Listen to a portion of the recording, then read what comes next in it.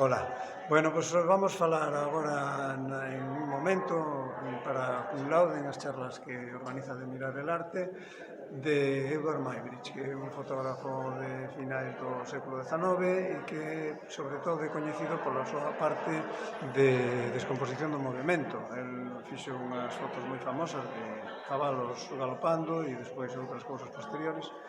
A min interésame como esa parte de fotografía feita únicamente coa intención de ser un documental se convirte, baixo o meu punto de vista, e espero ser capaz de mostralo, igual non demostralo, pero si mostralo, como se convirte nunha peza artística, máis alá do documento. Por onde pasa? Por que rasgos pasa para ti máis importantes o autor? Bueno, eu creo que ten que ver co minimalismo e por outro lado tamén co arte casi, incluso tamén o povera e o conceptual. El non ten nada que ver con eso porque son movimentos posteriores, pero eu vexo algo deso no seu traballo e é o que me atrae. Que tipo de xente lle gusta este artista? Eso non o sei, porque realmente é unha figura que simplemente está aí como parte do que se chama arqueoloxía do cine, non como un artista. O que pasa é que a mí me parece que sí o podemos considerar como tal. Polo menos, se non a él, si a súa obra. É certo que hai unha parte de fotografía documental con moito interés, o que pasa é que esta outra parte solapou o que podía considerarse o seu interés máis, a súa actividade artística, pola que era conocido antes, non? Que era un gran fotógrafo. En que tempo se sitúa? En que data, máis ou menos? Pois el naceu en 1830 e viviu 70 e pico anos. Ben, século XIX. Moi ben, moitísimas gracias, Poldras. Gracias a ti. Estas son as imaxes ás que nos facía referencia Poldras e as que el vai a tratar de mostrar. Extraordinario de hace mucho tiempo, es licenciado en Bellas Artes, es artista, especialista en grabado y siempre hace unas conferencias muy ilustrativas y seguro que esto será tan maravillosa como la tuya. Muchas gracias. Con isto pelexaba Muybridge, que este señor, un fotógrafo xa reconocido antes de dedicarse a isto, o que estamos mirando, e o que o acompaña é unha nota de prensa de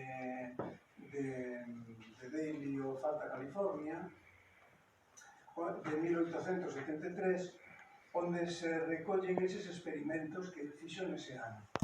A medida que pasaban e se accionaba o disparador de cada cámara, non era unha cámara que perseguía, senón que eran diferentes cámaras que se iban accionando. Bueno, pois el contou con un equipo de enxeñeiros, de electricistas, que o apoyaron durante todas as súas investigacións, porque isto foi indo máis alá, ata que despois, sobre 1884, empezou a traballar para a Universidade de Pensilvania, deixou os traballos de Stanford, e aí xa se dedicou a outras cousas.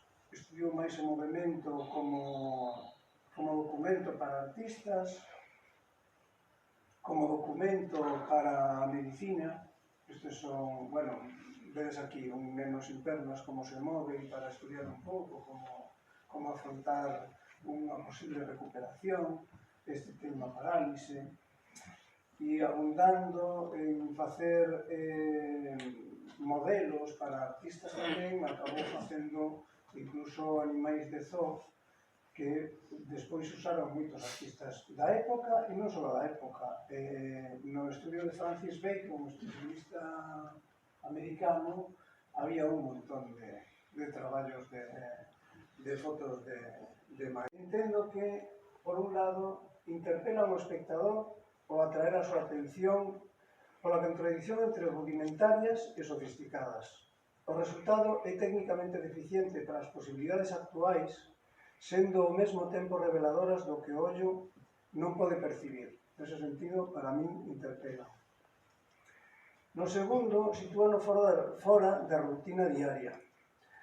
e obrigan a deterse con atención, non admitindo unha observación de pasada se queremos reconstruir ese movimento descomposto e reconstruílo mentalmente. A imposibilidade de percibir por nós mesmos as fraccións de segundo en que se nos representa descomposto o movimento sácannos do noso tempo, da nosa percepción.